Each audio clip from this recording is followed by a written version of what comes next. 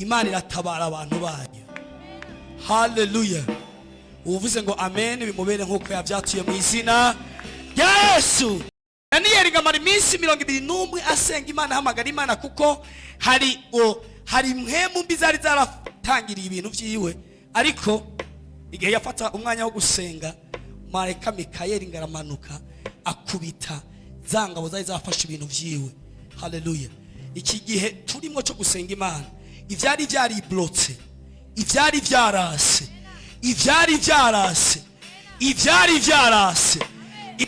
vyarase, marayika Mikayeli agira tuma bikunda.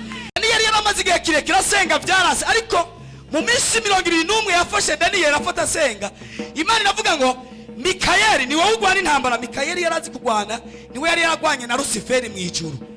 Aravuga ngo ni wowe nzi mu ntambara uzi kugwana. Rero ko Daniyeli yaragwanye biranka, ko yemeye agasenga iminsi 21, manuka ukora igitangaza. Hallelujah. Marayika Mikayeli agiye kumanuka kugira ngo agwanire ishengero. Aramanuka rero, umuco w'Imana urarasa, Satani atangura gutitira. Satani aravuga ngo turatewe, mwene Mana yashitse, abadayimoni barahundagara. Satani agira ubwoba, inogutira. Umurivyi yavuze neza ngo yaragiye amufotera mu nyukanyuka, amwambura urufunguruzo yari yatwaye rw'abera bari bapfuye, ahitanga amuboheye ahantu. Haleluya. Uyu munsi vyahora bikugwanya, muri iyi period vyahora bikugwanya, biriko biratitira, bifise kuko hari Imana iri kiragwana. Hari umuntu yayumvise avuga ngo amen. Haleluya. Haleluya. Nagomba nakubwire ngo wigirire umwete wo gushaka Imana. Hari umuntu turi kumwe avuge ngo amen. Haleluya. Imana iri kiragwanira bayo, ni nubwo utayibonesha amaso, Imana iri kirakora. Imana iri kirakora. Ijambo turiko ijambo rivuga ngo sindakurekura utagize gute, shamwaje mu mwewe, sindakurekura utagize gute, utampezagiye.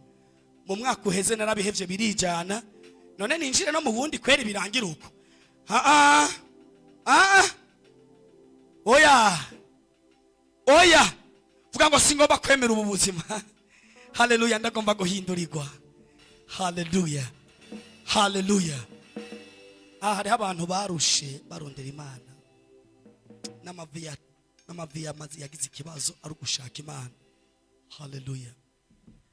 Ariko Imana yabwiraniye ngo mpamagara ngo gwiki ngo nakwereka ibigize gutse.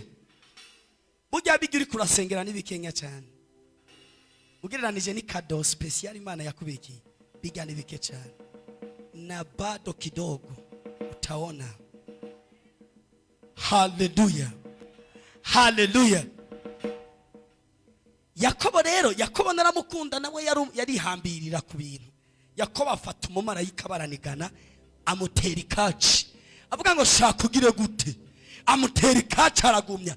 Marayika agenda aragonda ngaravuna kugira ngo abe kamurekura. Apana, abera b'Imana ntibapfa kureka nubwo ibibazo biza, nubwo intambara zoza, abera b'Imana bagumako, abera b'Imana bararamiriza, abera b'Imana bavuga ngo yaha. Nubwo abantu badutse ivutu, nubwo abantu bavuga gusenza igihe kirekire, sindakurekura utampaye umugisha. Haleluya. Yakobo aravuga ngo uko biri kose sindakurekura utampaye umugisha. Yamamarayika avuga ngo rega burakeye Yakobo, tureke ibintu byo gufyina, ndekura nigire, bwaca bwareka sindakurekura. Haleluya. Marayika aramubaza izina, avuga ngo witwa ngo iki? Haleluya. Witwa ngo iki? Witwa ngo iki? Witwa ngo iki? Uri kuri dondora igewe kwidondora ngo ndi magorwa, uri kuri dondora igewe wotanga izina rihuye n'ibibazo uri kuracamwo. Imana ikikoza ngo witwa ngo iki? Yakobo ariko wiswe Isirayeli ntucitwe ibibazo urimo ntucitwe ibyo wari kuranyuramo ariko Imana iguhindurira izina. Haleluya, haleluya. Witwa ngwiki? Abantu bakuzi ku mazina yahe? Abantu bagutazira yahe mazina? Abantu bakwita ngwiki?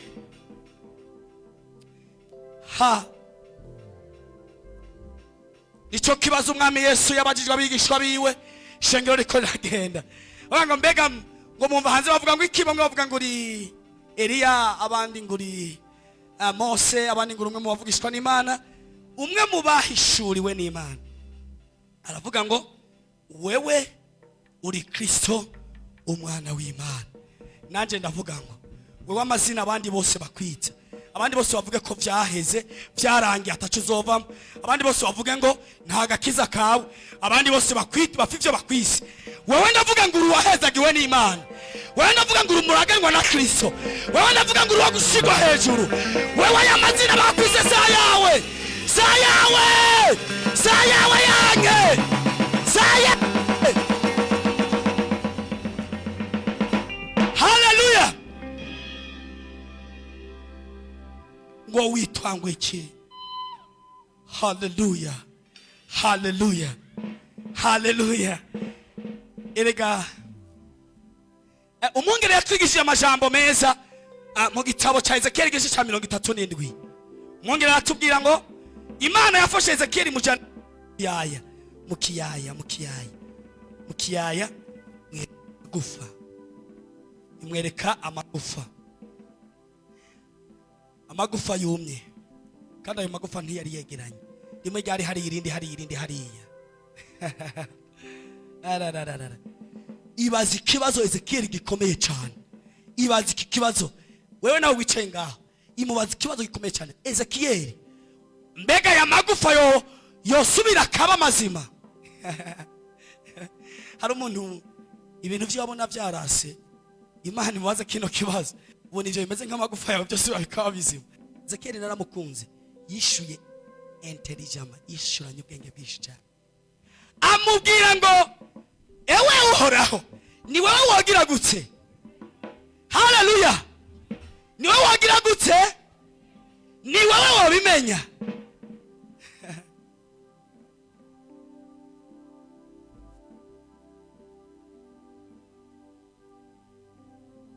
Imirimo yawe mwami wanairahenje, idukora byose mwami byose birahengutse,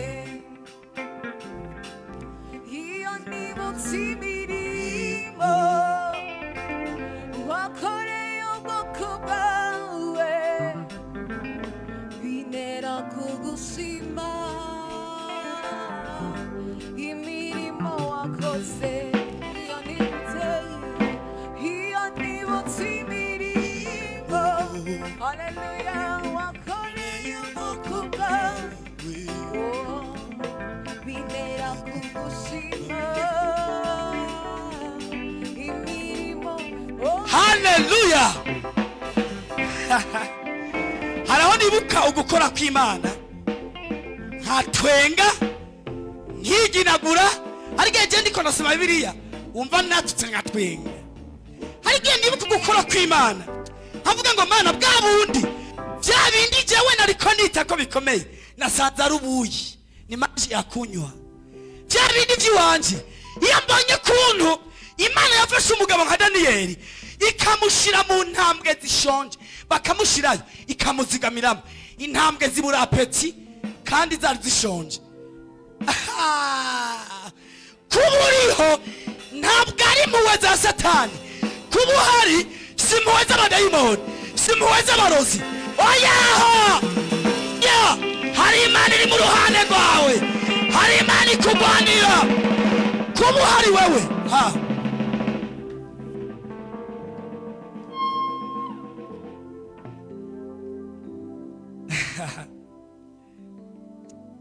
amashikumana mu izina rya Yesu. Haleluya.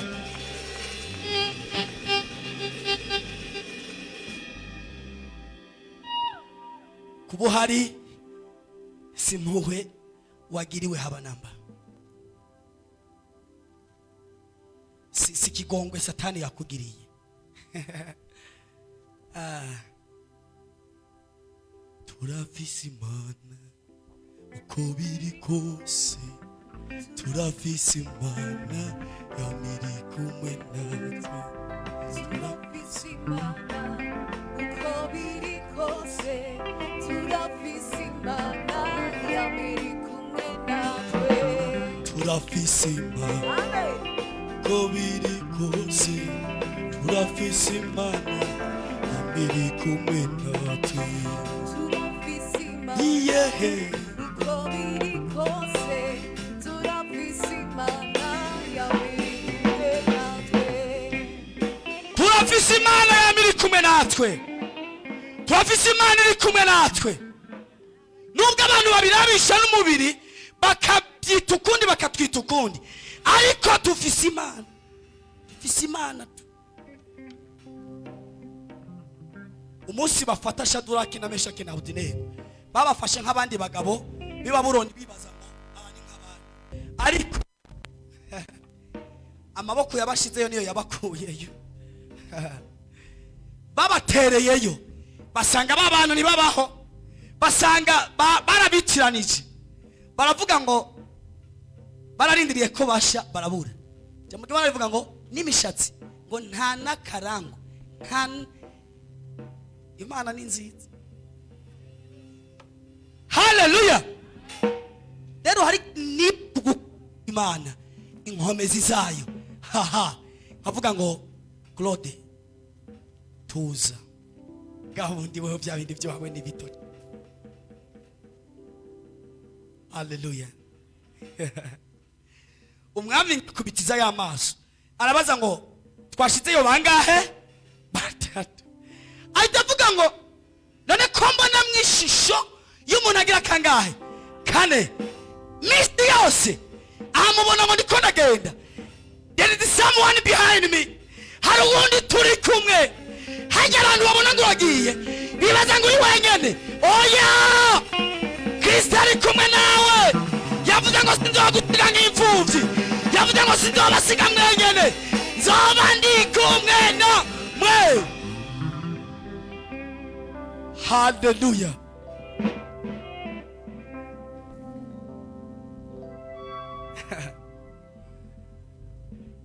Iratuzi izina mazina yacu, iratuzi izina mazina yacu, iratuzi izina mazina yacu, iratuzi izina mazina yacu, iratuzi izina mazina yacu, iratuzi izina mazina yacu, iratuzi izina mazina yacu, iratuzi iyewehe izina mazina yacu, irakuzi ikizi mwizina we, irakuzi izina mazina yacu, iratuzi izina mazina yacu, iratuzi izina mazina yacu. Nagomba nakubwira muntu uri kurasenga, nkuko umu engineer ari karahamagara amenya ngo hageze ku izina rya naka.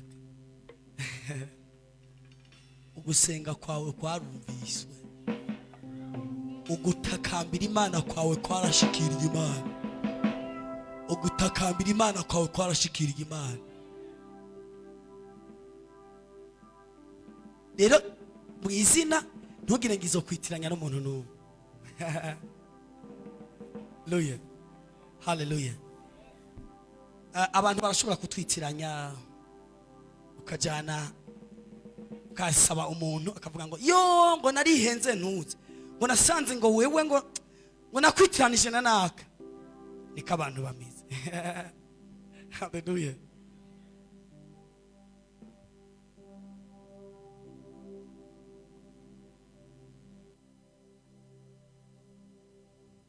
Yesu n'umwungere mwiza Yesu numungere mwiza, namazi warazizi, namazi warazizi nazo zikamumenya.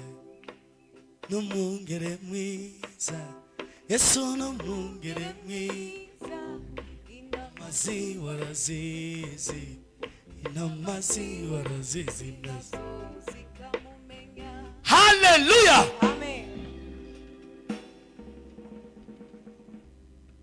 Ezekiel arashika atangura kuvugira kubimeze na umwungere wacu yatubwiye ngo mu kanwa kacu hatangure hatura ibintu bizima. Amen. Ezekiel yararindiriye ngo ni Imana izomuvugira, ngo Imana yo mwijuru ivuge ngo mwamagufa mwe muri mu kiyaya. Ezekiel nivyo yari yiteze, ngo Imana niza kuvuga. Ariko muri Ezekiel, mu kanwa ka Ezekiel niho hari inyishu. Amina. Amen. Amen. Nekunyaturira ngo ivyanje bigiye gukunda mu izina rya Yesu. Rekuvyature ivyanje biragiye gukunda mu izina rya Yesu. Hallelujah. Ezekiel yagumye arindiriye ngo Imana iraza kuvuga ngo mwamagufa mwe fatana rimwe na rigenzi ryayo hanyuma muwe bazima. Ezekiel yararindiriye ngo Imana ngo niza. Hallelujah. Cyo gitumiye umugoroba turaza gusenga. Turaza gusenga ubugira kandi. Hallelujah. Hallelujah. Hallelujah. Ezekiel arahagarara ngaho. Aravuga ngo mbenga umbwiye ngo Imana imubwira ngo bwira igufa yegerane na rigenzi ryayo bifatane. Ezekiel araza erega yibaza ngo nivyo gufyina. Uyu mugoroba hari umuntu ari ngaho avuga ngo ibi bintu mbengo nivyo gufyina. Ni ngene vyobaho kweli. Ezekiel avuga ngo mwamagufa mwe kubw'ijambo ry'uhoraho mbariwe nimwegerane mufatane. Abona amagufa birakunze. Avuga ngo inyama nizijeko, abona inyama ngaho ziragiye. Imitsi ijana ubuzima. Hallelujah. Abona birakunze. La. Ezekiel avuga ngo bwa bundi nivyoroshe. Amen. Hallelujah.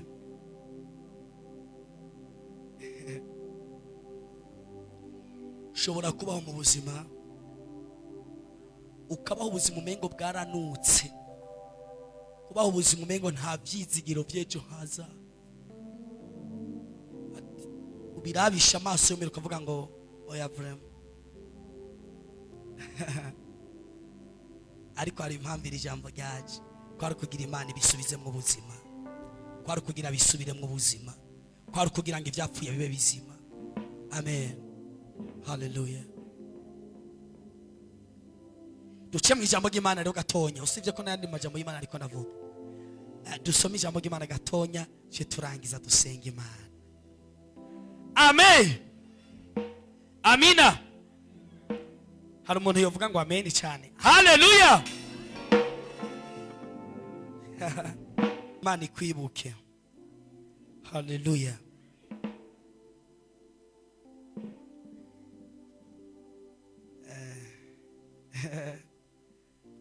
Hallelujah, hallelujah, hallelujah, hallelujah.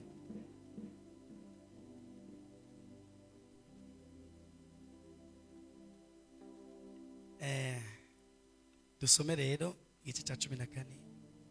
Ndasoma ngenda gahoro gahoro kugira ngo twumve uburyohe bw'ijambo. Nabwo uburyohe bw'ijambo burya buraryoshe. Hari abana bazi kurya agafungura akaboga, agaheza akaboga, ukabona igufa adepoza ngaho, ariko ukabona ntaritaye, ukavuga ati none karishize hafi yiwe biza kurangira gute? Nibaza ko muca mwumva sweet. Ndafise mugenzi wanje yitwa Prince, ntari ngaha hafi. Bwira ngo mu bintu byo gufungura ntiyihuta.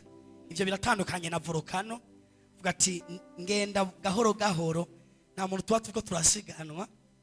Mugabo uko biri kose namangira urugendo rwiza.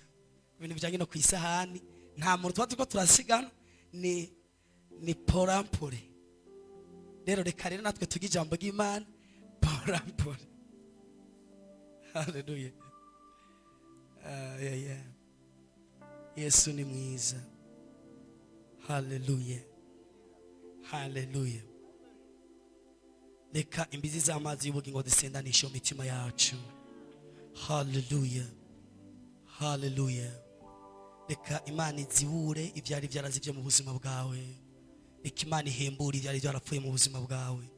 Mu izina rya Yesu. Haleluya. Wari wa 14 bavuga ngo ishengero ryose riraturikisha rirarira riraboroga. Iryo joro abantu bararabarira. Abisirayeli bose bidodombera Mose na Aroni. Ikoraniro ryose rirababarira. Itesiyo tuba twaraguye mu gihugu cya Egiputa cyangwa tugagwa muri ubu bugaragwa. Abantu bari mu bihe bari basubije amaso inyuma, batangura kwidodomba kubera ibibazo bariko baracamo, batangura kwiganyira kubera ibibazo bariko baracamo. Mbega Uhoraho atujanira iki muri ico gihugu? Kwicigwayo n'inkota. Abantu bari batinye. Subiye inyuma gato, n'igihe Mose yari yatumye abatasi gutata igihugu. Yari yatumye abantu 12 nk'uko imiryango 12 ya Isirayeli yari iri. Arababwira ngo genda muri ico gihugu, murabe kari igihugu giteye imbere kirimo ibisagara vyiza. Murabe kari igihugu gifise amazu meza canke kari igihugu kirimo abantu bakiba mu mahema. Mugende muri ico gihugu, murabe kari igihugu kirimwo indimiro zimera. Genda muri ico gihugu, muhwebuze murabe ico gihugu abantu bakirimo karabanyenkomezi canke abanyantegenke. Baragenda n'abantu 12 nk'uko imiryango 12 ya Isirayeli yari iri. Bagiye bamarayo imisi 40 panda 40 jours batembera igisagara, batembera aho hantu. Baragaruka baza bazanye amakuru, ariko mukuza baje bazanye ivyamwa vyo bakuye muri ico gihugu, ivyeze vyo muri ico gihugu baza babizanye. Mu gihe cya 13 Mose areba ariko arababaza ukuntu situation y'ico gihugu yifashe. Mose bari karababaza ukuntu ico gihugu bagisanze. Batanze amakuru rero, abambere 10 baratanze amakuru. Mbega ndakubajije, wewe ubona ico gihugu, ubona ubuzima bwawe bumeze bute? Hari ukuntu wabudondora. Hari abavuga ngo byukuri nta kigenda, ukuri maze imyaka 10, byukuri ntako ntagize, ubuzima je mbona ari nta kigenda. Urafise ukuntu wabudondora. 13 bariko baravuga ngo igihugu twinjiyemwo ni igihugu kinini cyane, ni igihugu kimiragura abantu ibihumbi n'ibihumbi. Mu yandi majambo ngo twebwe turi nkeho cyane, ho gifise igitigiri cy'abantu benshi. Amen. Andi bavuga ngo icyo gihugu kirimo ibigabo by'ibigatanye, barabidondagura. Hanyuma hariho mu gihe cya 13 Kalebu nawe arafata ijambo. Kalebu aravuga ngo nimuze twitegura ahubwo tujabuke tugende kugwana nabo bantu kandi tuzobatsinda. Kalebu arasendwa, ivyo yavuze ntivyagize ubushobozi. Birashika ko ari umuntu yari yakubwiye ko ibyawe bizogenda neza, Imana igusanga yaraguhaye isezerano, ariko ivyo byose byari byarasenzwe kubera amajambo y'abadayimu. Ariko ingisho yawe yaje mu izina rya Yesu. Amen. Barabandanya baravuga ngo iyo twari gufuma dupfira muri kiga gihugu cya Egiputa tukigumirayo canke tugapfira muri buno bugaragwa.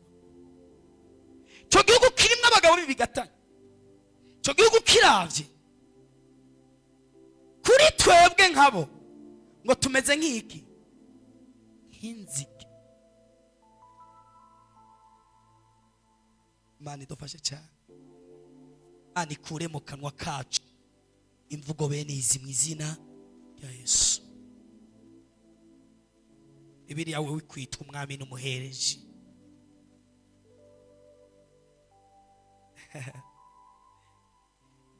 Mu gihe cya 14 n'ubundi n'ikiyago kiba kikibandanya. Murongo wa 4 baba ariko baravuga umanutse gato kandi enda dufume twitoraniriza umundi yo turongora yosubirira Mose afuma turongora mu rundi turongore gato indukirore bawuhagaze ni musiri subira mu Egiputa emeruve mu rugabangabo wicererizwa n'Abanyegiputa. Mana wanjye danye nawe imyaka yose mu butayu ntituzibagirwa ibyo wakoze. Yewe mana we, Mana wanjye danye nawe imyaka yose mu butayu ntituzibagirwa ibyo wakoze.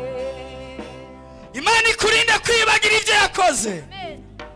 Imana ikurinde kwibagira.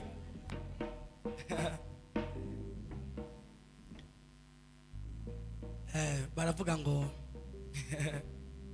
haleluya.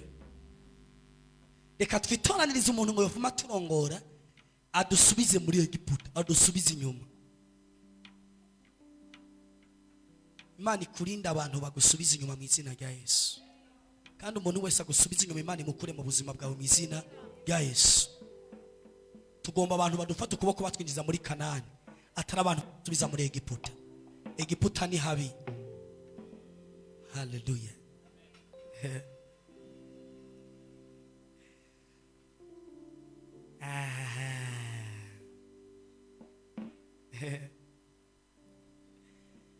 Yesu wafata ijambo rero.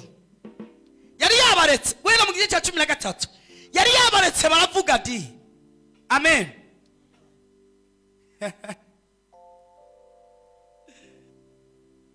Uri number one Yesu. Uri number one. Uri nyir'ubwenge ndetse n'ubugiki. Uri number one. Nyir'ugukomera n'ikinagusinja. Uri number one. Bose nibavugikomera. Uri number one. Uri nyir'ubwenge ndetse n'ubugiki. Nyir'ugukomera n'ikinagusinja. Uri number one. Bose nibavugikomera. Uri number one. Hallelujah.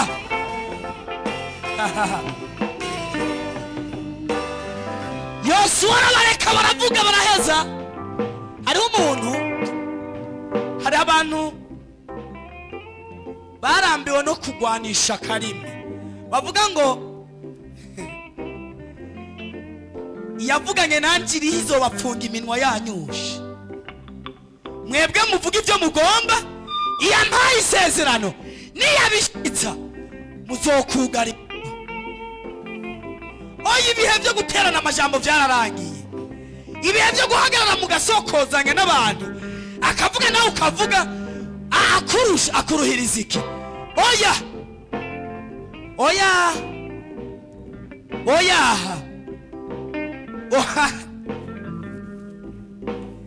oya. Icyo gihe cyararangiye. Icyo gihe cyararangiye.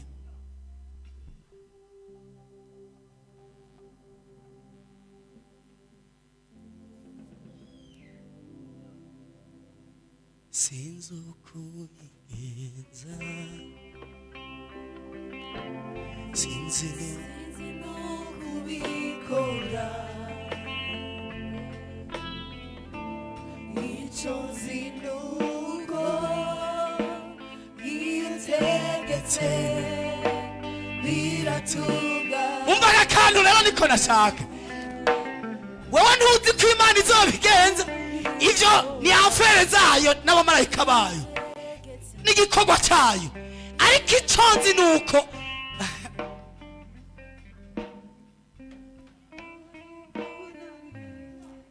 tuyisubiremo Sizukubigeza Sinzi nukubikora Icozi nuko iyo utegetse biratungana haleluya uyu mugoroba hari umunezero wamwemuye kubera Imana iriko irakora ibintu bidasanzwe hagati yacu. Haleluya, haleluya, haleluya. Yosuwa yarabanje arabareka, uwa mbere aravuga, uwa kabiri aravuga, uwa gatatu aravuga, arinumira. Hajya 11 bahejeje, Yosuwa aragorora n'umutamana wiwe araza rero niyo majambo tugomba tuvuge rero. Haleluya. La la la la.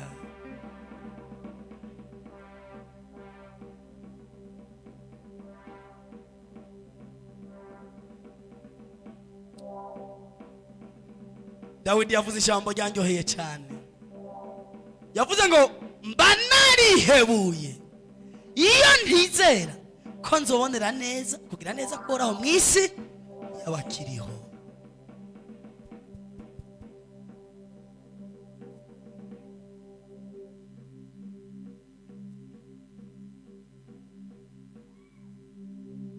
Aranuma bose baravuga. Gatandatu. Yosuwa mwene Nuni na Kalebu mwene Yefune bari mu mutigiri mu gitigiri cy'abagiye gutata ico gihugu bitantamurira ku impuzu zabo. Byarababaje cyane. Babajwe n'ukuntu Abisirayeli bataye ibyizigiro. Babajwe n'ukuntu abari bakwiye kugira umutima wo kwizera kandi igihe cyo gutawagwa cyari gishitse. Bari baribagiye Imana yabaja bukije Yorodani ikiyaga gitukura. Bari bagije Imana yabagwaniye. Bari bagiye Imana ibahamano. Byose baravyibagira. Yosuwa arababara yitantamurira ku impuzu ziwe. Uyu mugoroba Imana ikubabarira aho wagiye uridodomba hose. Umugoroba mpemu yera aho yaratse kuko yabuze ikibanza kubera ukwidodomba kwawe. Mpemu yera asubirana ikibanza ciwe mu izina rya Yesu. Yosuwa arababara yitantamurira ku impuzu. Afata ijambo atangura kuvuga indwi. Babarira ishengero ryose ry'Abisirayeli bati igihugu twanyurangiyemo tugitata ni igihugu ciza cy'agahebuza. Haleluya. Yes. Hari igihugu ciza cyane twasezeraniwe n'Imana tukirore twizigiye.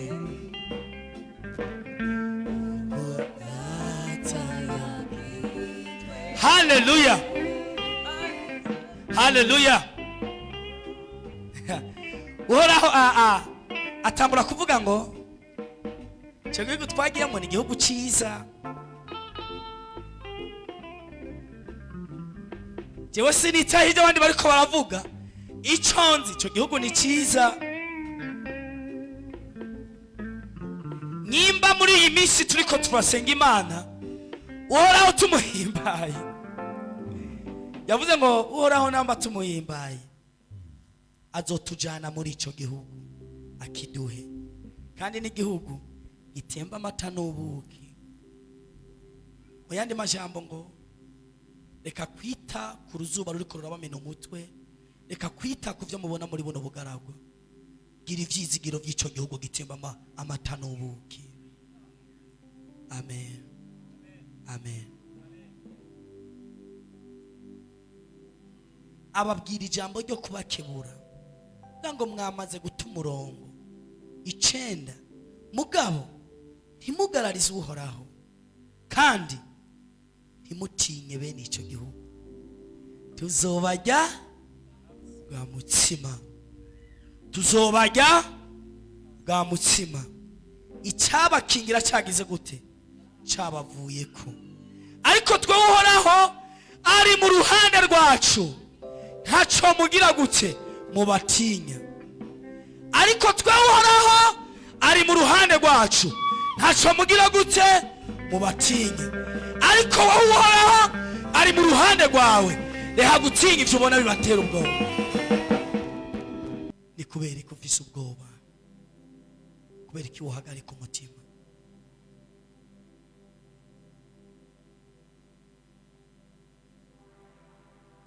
Ibuka ivyo Imana yavuganye nawe, ibuka amasezerano Imana igufitiye kari meza, ibuka ko ivyiyumvira Imana igufitiye ari ivy'amahoro atari ivy'ibyago. Ibuka ko mu mugambi w'Imana mu byo yaguteguriye ubuzima bwawe atari umururazi gusa. Ibuka yuko mu bo yabwiye karabanyamugisha nawe urimo. Ibuka yuko nawe yagutoranije.